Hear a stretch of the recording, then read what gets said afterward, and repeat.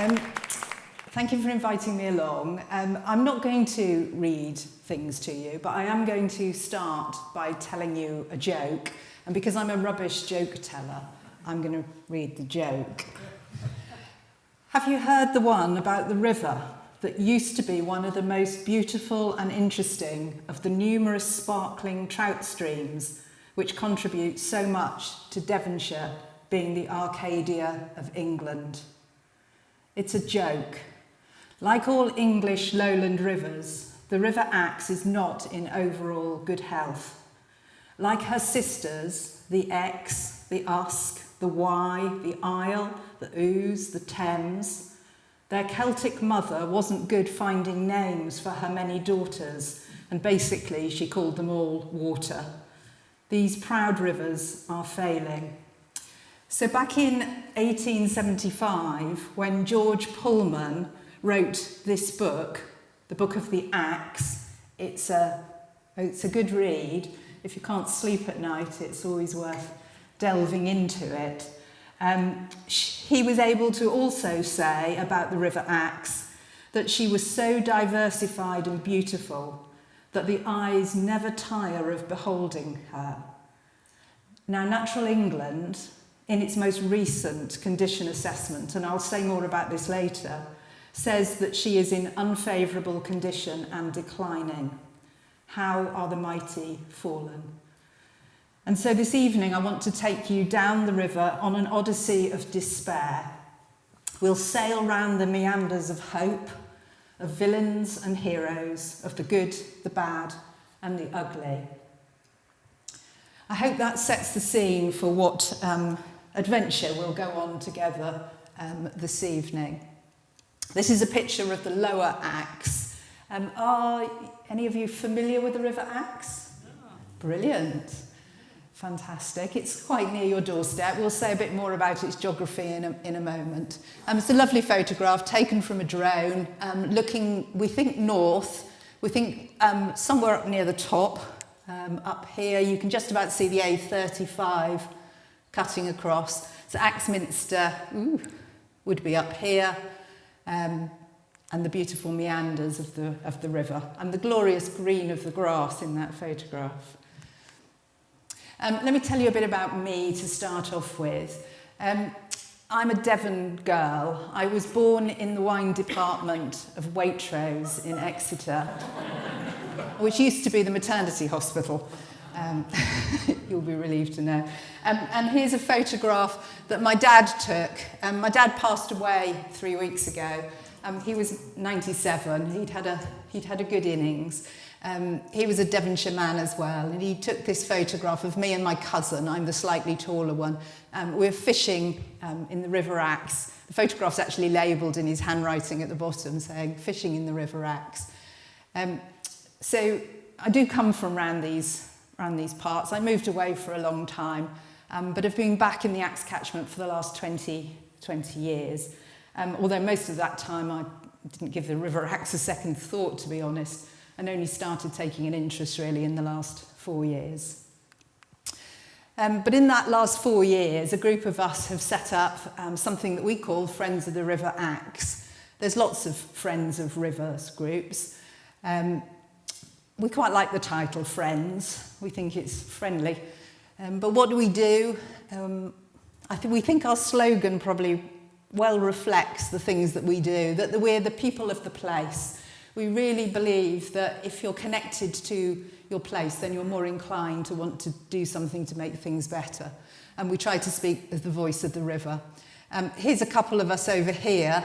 That's me being held up by two strapping lads. This is the sort of outing that I enjoy. And we ran the Salmon Run, which was a run in September to help the River Exe, actually. It follows the route of the salmon returning to the River Exe from Exmouth all the way up to Dulverton. We didn't run all of that, we just ran the last five miles. And we ran as the Axe Lampreys, and we had our mascot lamprey with us, which is what is round my neck.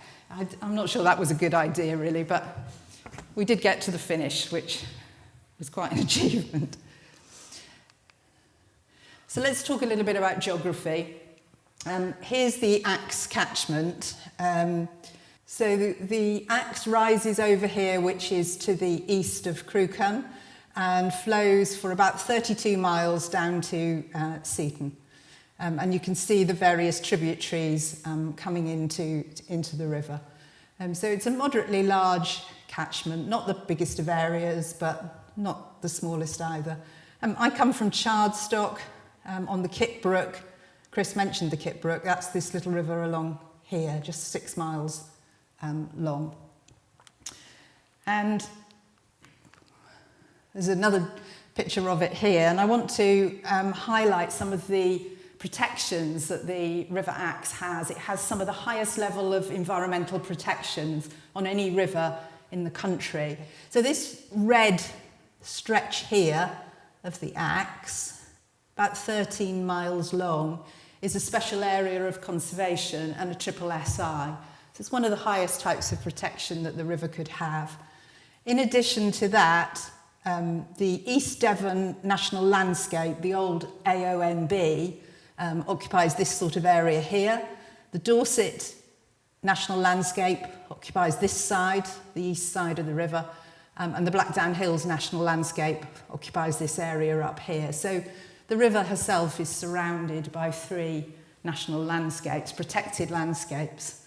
On top of that, Natural England have declared the whole catchment a nutrient neutrality protection zone, and the estuary, this little stretch down here, is a marine conservation zone. So the river has a lot of environmental protection.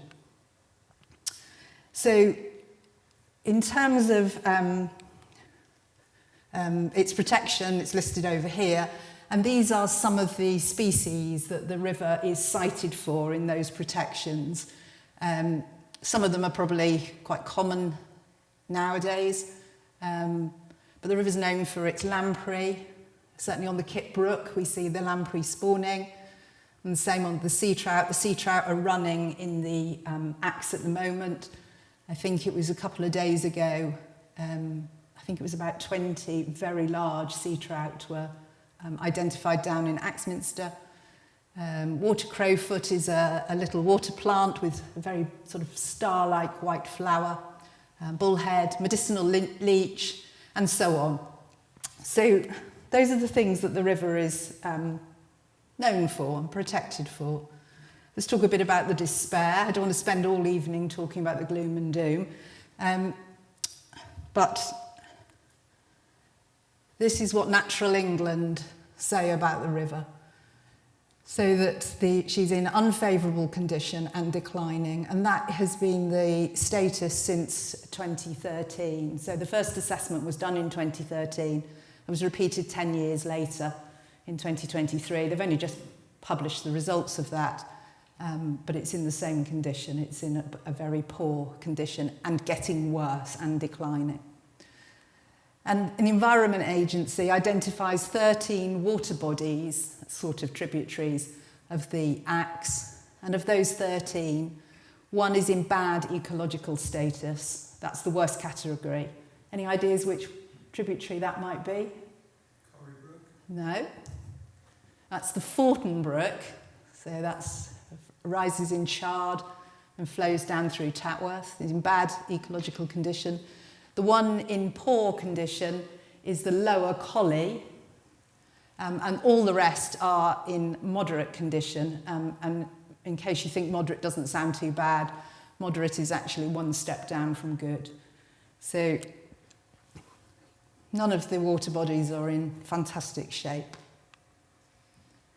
If we think about who's to blame, I guess it's the water companies, isn't it? Aren't they responsible for every ill in the country in the moment? This is the sewage pumping station in Chardstock, where I live, Hooper's Farm sewage pumping station. You can't blame the water authorities, can you? Look how lovely these people are. They've put a cat flap into their sewage pumping station. Any ideas why? Might. What, let the cats in? I thought they were perhaps homing sort of, waifs and strays of cats, and they were letting them in to get some warmth. But apparently not. I wrote to South West Water to ask them, and this is so that if there's an emergency, they can pass the pipes through. I don't see how that works, but if you can't get the door open or something, you pass the pipework through the cat flap. Anyway, you certainly can't blame people who care that much about cats, can you? So this is a long list of all of the problems facing a lot of rivers, certainly a lot of lowland English rivers. I'm not going to run through all of those things. Probably most of us are very familiar with those, but it's a long list. And obviously there's a relationship between a lot of these things. I just wanted to dwell on a couple of pictures about the impact of climate change. This is on the Kip Brook. So this picture here was taken a couple of Christmases ago. This is one of our fords in Chardstock. But the water has been up so high out of that ford that it's washed out a sea trout. You can just see it down the bottom of the photograph here. Quite a large sea trout had been washed out and unfortunately had died. So that's a pretty catastrophic flooding incident. In 2021, we had a huge flood through Chardstock that flooded 12 properties, including one of the properties where the water was 4 foot high across the ground floor, and the children were upstairs. They'd gone to bed, it was in the evening, and the mother had to climb out of the window downstairs because they couldn't open the door with the pressure of the water. So she climbed out of the window and climbed into the bedroom. Fortunately, she was agile and able to do that. But it's a pretty life-changing event. Sort of storms that have not been seen in the area before. And then this stretch here, this is the Kip Brook. I took this photograph in the summer. There is no water in it. There was a 150-metre stretch with no water in it at all, and that's never happened before. The water, and it's not really any better a couple of days ago. The water's dropping through a hole in the riverbed, sort of a foot across hole, disappearing underground and then re-emerging about 150 metres down. But, that rivers do that, but that's not what normally happens here. So the impact of climate change is being felt as well. I spent ages doing this diagram. I'm so proud of myself. I've no idea, I'm rubbish at technology and I've no idea what I'm doing. But I thought I'd make you a pie chart. So this is about water quality, and the point being that 70% of the problems in the Axe are caused by land use and agriculture. Over here, you can't see the number. It says 30% is caused by human excrement. And strangely, 10% is caused by other, which also says something about my arithmetic. I couldn't face changing it. I haven't gone down that route. It was too much of a challenge. So the prime problems in the Axe are the sediment loading and the levels of phosphate and the impact that they have on these little guys. So this is a small fish. Can't remember which of the tributaries this is in, but you can see the sediment lying on those stones. And of course the sediment then reduces the oxygen levels and makes it difficult for the fish to thrive. So that's the despair, and it's very easy to despair, and it's very easy to sort of decide that there's nothing much that we can do. But I was listening to Amal Rajan interviewing Robert McFarlane on the radio a couple of weeks ago. Did any of you hear that? I would recommend it. You can watch it on iPlayer, where it's recorded, and you can actually watch the interview. We can listen to it on BBC Sounds. And towards the end of the interview, Amal Rajan asked Robert McFarlane, does he despair about rivers? And this is what he said. He said, despair is a luxury and hope is a discipline. And I've hung on to that ever since, that feeling that with some discipline, I can do something. And I guess that's what I want to spend the rest of the evening talking about are things that people are doing to make things better. I'll leave it for you to think about whether you think any of this is enough or quick enough or sufficient, that it will make a difference. But let's spend most of the evening talking about the positive stuff.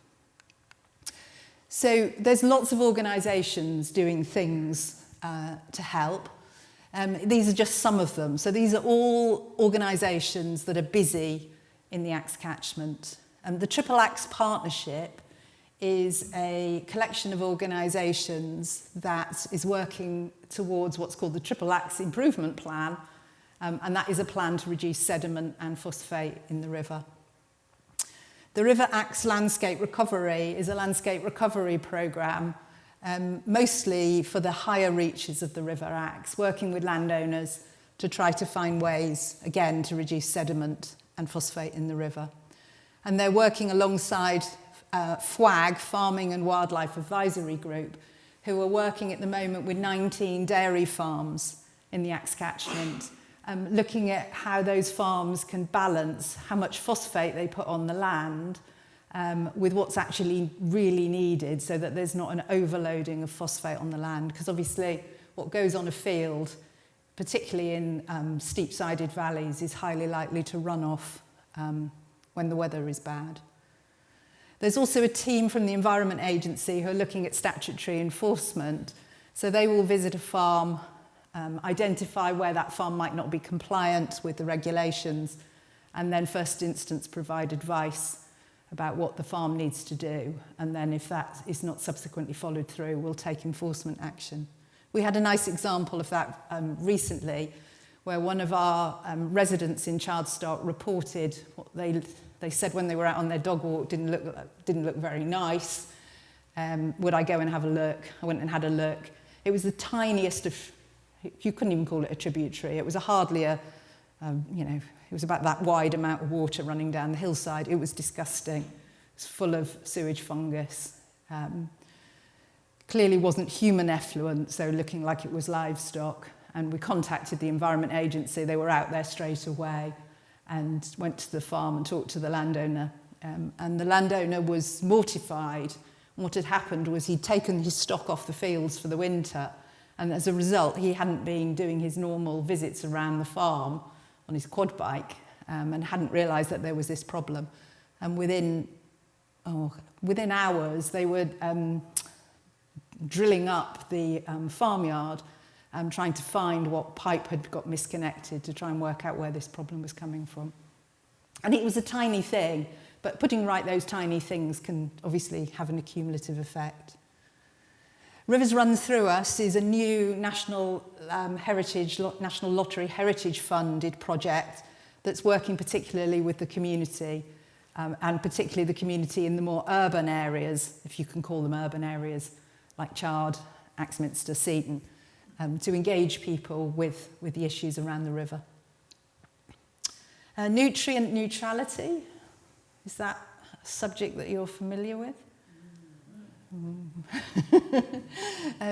Nutrient neutrality is a Natural England requirement that developments do not make the problem with the rivers any worse.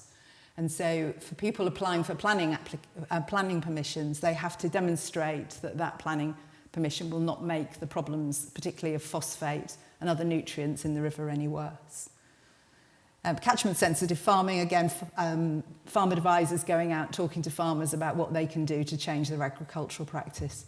And the one I particularly want to talk about this evening is the things that we in the community are getting involved with. Have anybody been to Seaton Wetlands? Yeah, fantastic place. If you've not been, I would highly recommend it. It's a beautiful place to go, right down at the bottom end of the Axe. And a couple of years ago, a migrating osprey was passing over Seaton Wetlands, caused great excitement. And the Devon Osprey Partnership had been raising money to put up nesting platforms. So these things that look like, well, they look like telegraph poles because they are telegraph poles. The guy who ran this project, I can remember him saying to me, right, I've got to go and collect the telegraph poles. He went somewhere in North Wales, I think it was, to pick up these telegraph poles to build these nesting platforms. So a number of nesting platforms have been put up at Seaton wetlands in trying to encourage the migrating ospreys to consider nesting there. They may or they may not, but last autumn there were 4 or 5 different ospreys hanging around in the Axe catchment, and this is one of them. Stunning birds. I find it astonishing to think that I can just go to my local river and there'll be an osprey. I mean, it wasn't that long ago that there basically weren't any ospreys in the whole country, including in Scotland. So it's an incredible change. Beautiful sunny day when that was taken. And then let's talk a bit about fish. So an organisation called Axe Vale Rivers Association run a programme called Fish Eggs in the Classroom.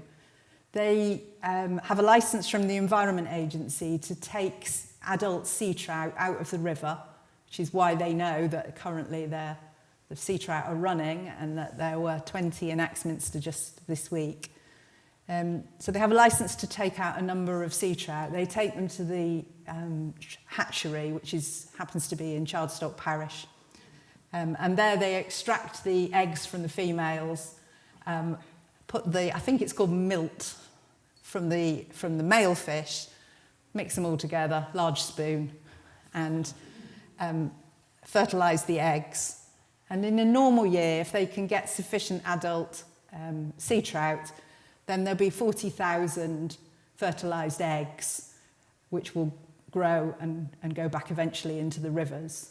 But a small portion of those eggs go to a number of schools in the Axe catchment where the children are responsible for looking after those eggs for a period of time while the fish grow into little small fry. Have a number of lessons about the life cycle of the fish, and eventually go down to the river and release the fish back into the river.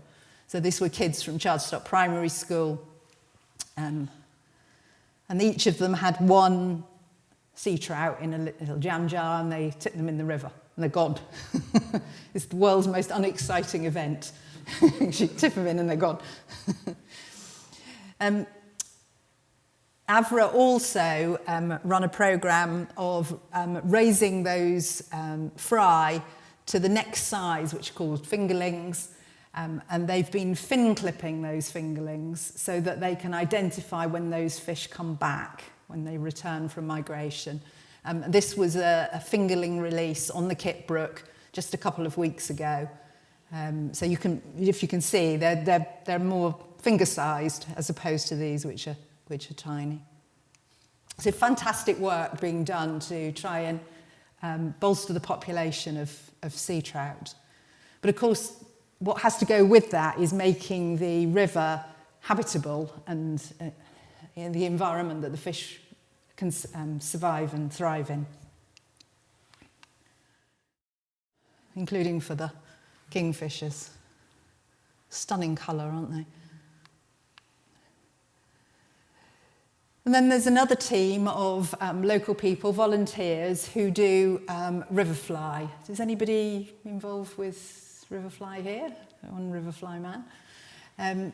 So these guys were all on a training day for riverfly. That's why they're all standing around in the river with their nets. They're looking for freshwater invertebrates, so the sort of things that the sea trout will eat. You go into the river, you kick the riverbed for 3 minutes, you gather up what you've collected, and you examine it and count the numbers that you find. And the Environment Agency set a trigger level for your river, so you know whether what you find is hitting your trigger level or not. And then if it falls below the trigger level, then you would report that to the Environment Agency. So the last fortnight, we've had an incident on one of the Axe tributaries where the team went out to do their riverfly sampling, and they found one invertebrate. That wasn't one species only. That was just one invertebrate. You'd expect to find, you know, a tray full. This time of year, it's probably not quite as many as you might find in the spring, but they found one. And so that was reported to the Environment Agency, and again, the Environment Agency were out very quickly to have a look to try and work out what was causing the problem. So often those freshwater invertebrates are described as the canary in the river, from those days when the miners would take a canary in a cage down in the mine to warn them if there were noxious gases. Then the presence or absence of freshwater invertebrates is a good indicator about the health of your river. And little chaps like this dipper obviously rely on those insects to thrive. Some of you, my guesses, are involved in water quality monitoring. I know Chris is. Anyone else in the room? Yeah, a few of you in the room. So we do West Country Rivers Trust water quality monitoring. We call it basic reconnaissance. It gives you a good idea about where there's a problem and what that problem might be. It's not really in-depth monitoring, but we have a team of people who go out and do that every month. And we are just introducing some slightly more sophisticated monitoring. Here's a couple of our volunteers sitting at the kitchen table with a new set of kit that they're trying out. They've got a map of the kit catchment actually in front of them as well, working out how that we do this slightly more sophisticated type of water quality monitoring. And then this is my new husband. We've only been married 4 months. Hanging over the bridge, we took part in some research for the University of Bristol into nitrate in the rivers, and they wanted us to try out, I think it was about 6 different bits of kit. So we had a number of teams that went out across the catchment with these 6 different types of kit to see which was the most sort of accurate, and they compared it with the lab results that they then got as well. So we do quite a lot of water quality monitoring. And we've also got involved recently in some river restoration work. So we're using what are called nature-based solutions. So this is the difference between sort of pouring concrete into the river and making dams and other interventions out of very man-made structures. This is about using timber and wood to slow the flow of the river down. The example on the left, this one here, is at Mosterton. The farmer landowner here owns it's about a half a mile stretch of the Axe. This is the Axe. And had you gone to this stretch before the river restoration work, you would have had to lean over the edge and peer down to see the river. The river was about 6 foot down. So it's one of the characteristics of the Axe rivers is that they're quite flashy rivers, they're fast. So when you have a stormy night like this, the water comes up very quickly, it then goes away pretty quickly. But with all that energy, it charges down, eroding the banks, eroding the riverbed. And once it starts heading downwards, as opposed to out seawards, it's a sort of one-way ticket, really. It erodes and it erodes and it erodes, and the river drops and drops and disconnects from its floodplain. So the river restoration work here is involved putting large quantities of stone, you can see some of the stone along here, to raise the riverbed up and reconnect it to its floodplain. They've also put some bits of wood into the river to give perches for things like the kingfishers as well. Now, what the landowner here has found is that he takes a hay crop off these fields, and there's the floodplain, and then over here somewhere under the Friends of the River Axe banner, the land starts to rise. And what he's found this summer is that the crop of hay that he's got off the floodplain, the yield is about twice as high as the yield as he's getting off the next 2/3. So off that bottom 1/3, he's getting a significantly higher yield of hay because of the raising of the water table and the holding of the water. So there's some benefits there for farming as well as for nature. And this is work we've been doing on the Kip Brook. We've put in, on this area, we've put in 15 leaky dams. And we've been trying to pretend that we're a beaver, but obviously we haven't got any beavers, so we've had to do this ourselves. And these woody structures, as you can see, are holding the water, slowing the flow, and reconnecting that little streamlet with its floodplain.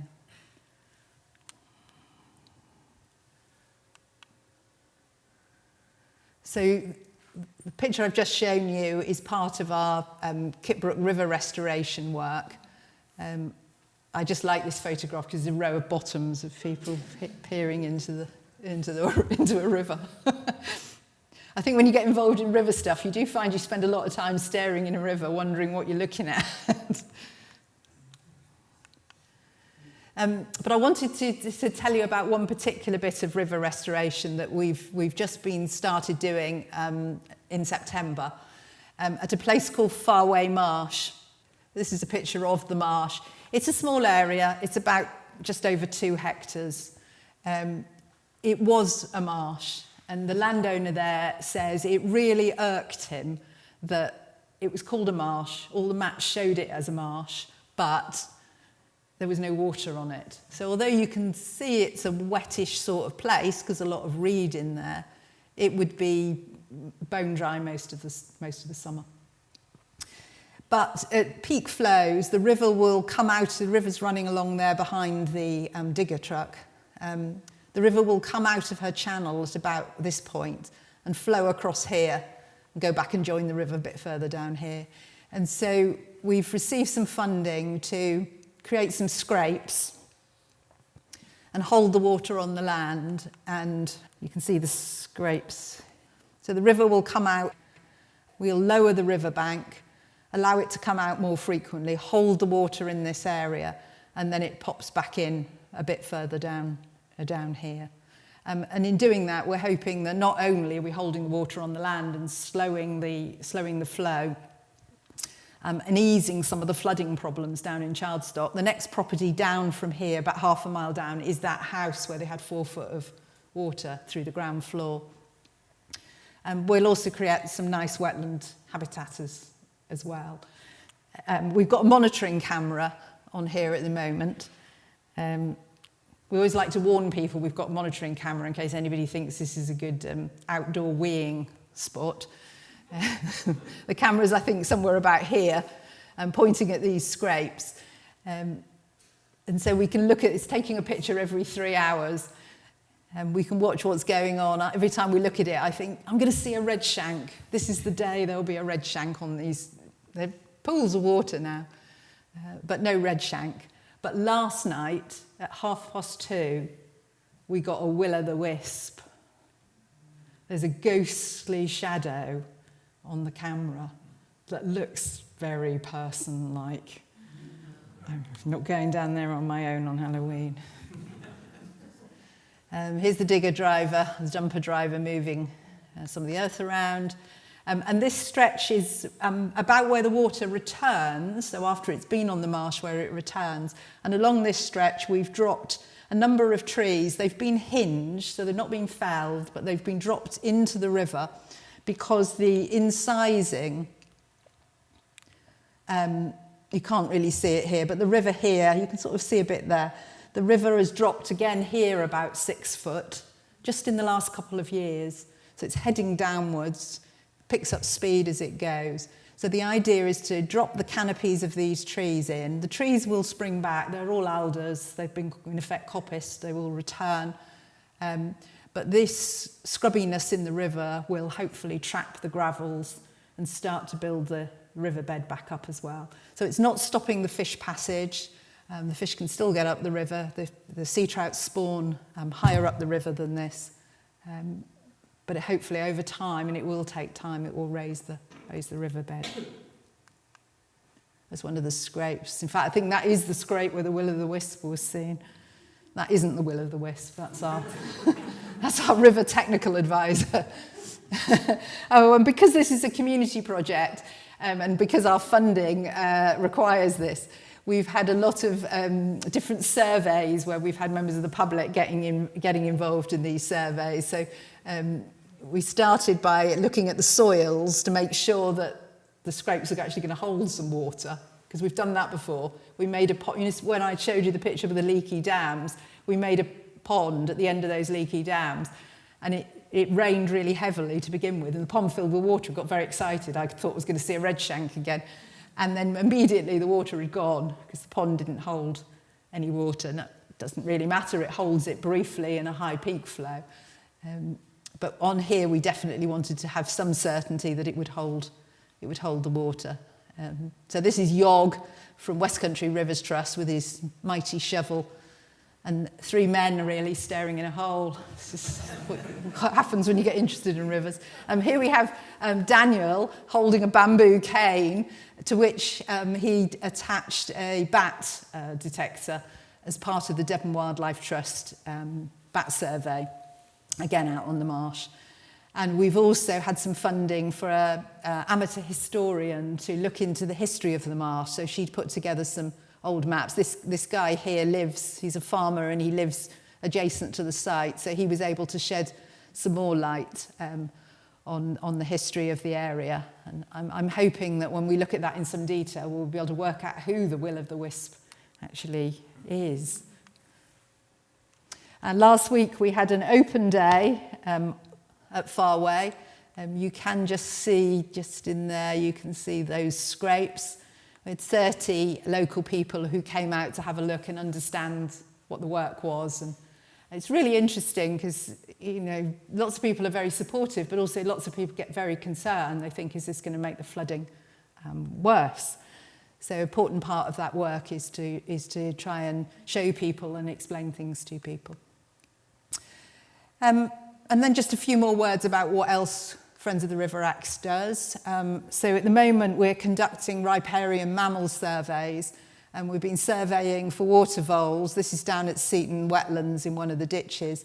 And they've had 2 releases of water voles in the last couple of years, including one this summer. And they released, I think it was 72 water voles. So they're keeping an eye on them, keeping track of them. Of those 72 water voles, how many do you think are going to survive the winter? 2, yeah. Yes, the success rate isn't great. But there's clearly some evidence down there of water vole droppings. And this was an otter survey on the Offwell Brook done in the spring. And this was a stupid day. This is how you learn, I suppose. 3 of us went looking for beavers at the headwaters of the Yardie. It absolutely chucks it down with rain solidly the whole time we were out. I don't think I've ever been so wet. And of course we didn't find anything. But the headwaters of the Yardie are within about 150 yards of the headwaters of the Otter. And obviously there are beavers in the Otter. So they will be with us soon. But they weren't with us on that day. It was just a wet day. Talking of beavers, this was an event from last week. This is Harry Shaw. He's a young graduate, lives in Ilminster, and he's been leading our riparian mammal project. This was the first time he'd ever presented to a large audience. He's terribly nervous. But he was talking to them about beaver ecology as part of the events that we're putting on to try and raise awareness that beavers are going to come to the Axe catchment, and probably quite soon. So we need to be ready for that. They've been holding talks, and we've also been carrying out some habitat survey as well. Just a final few slides. So we're working hard at trying to build the relationship between farmers, landowners, and members of the public who are not farmers and landowners. I think you did something similar here with a panel of farmers answering questions from members of the public. It was really interesting. The farmers said afterwards that they thought that people who lived in the country knew more about farming than they did. And he said it was an eye-opener to them, that you really had to go back to sort of some basic principles. And we've also been working with 3 young people who've been doing their Duke of Edinburgh Awards. So we provide them with a volunteering opportunity as part of their Duke of Edinburgh. So we've had somebody doing their bronze, somebody doing their silver, and just recently somebody doing their gold award as well. But I particularly want to tell you about this young lad who took this photograph and has taken all the bird photographs I've shown you today. He's a guy called Archie Garth. He started volunteering with us when he was 13. He was your typical awkward 13-year-old lad. He couldn't look you in the eye. He could barely string a sentence together.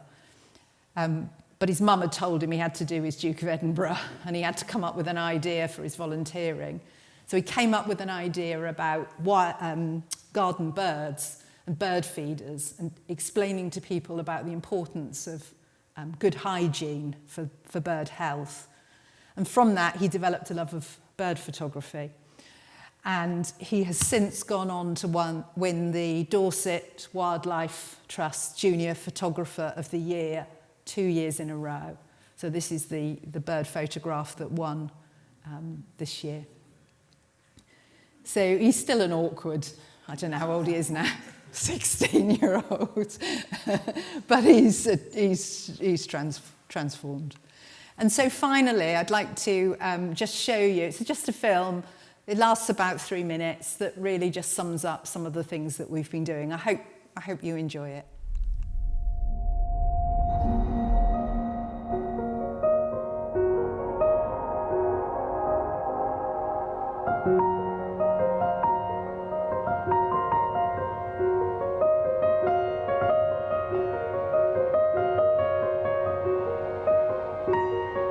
We all need friends, and it's no different if you're a river.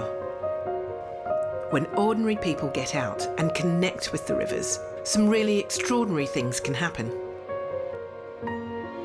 Like in June 2021, when the Kit Brook, a flashy little river in the heart of the Blackdown Hills, sent 5 inches of rain bolting through the valley in just 2 hours, charging down a handful of bridges, flooding a dozen homes, and whisking away a few unsuspecting chickens as it galloped to join the River Axe. It was these 5 inches of rain that spurred a group of local residents to do something. Not only to protect their homes and chickens, but to protect the river itself from the pressures of climate change.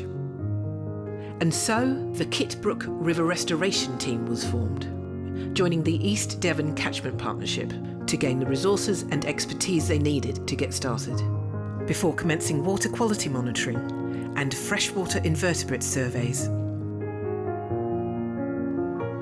Not only do these simple tasks help identify pollution events, paving the way for rapid remedial action if it's required, they also get ordinary people like us out, feeling connected to the river, noticing its rhythm, noticing its changes, and noticing the occasional otter spraint.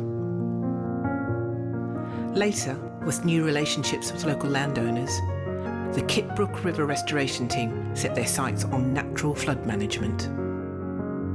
They facilitated the installation of a run of 15 leaky dams designed to slow the flow of field runoff, as well as 2 ponds that divert the excess water into a side channel, keeping sediment on the land and out of the rivers.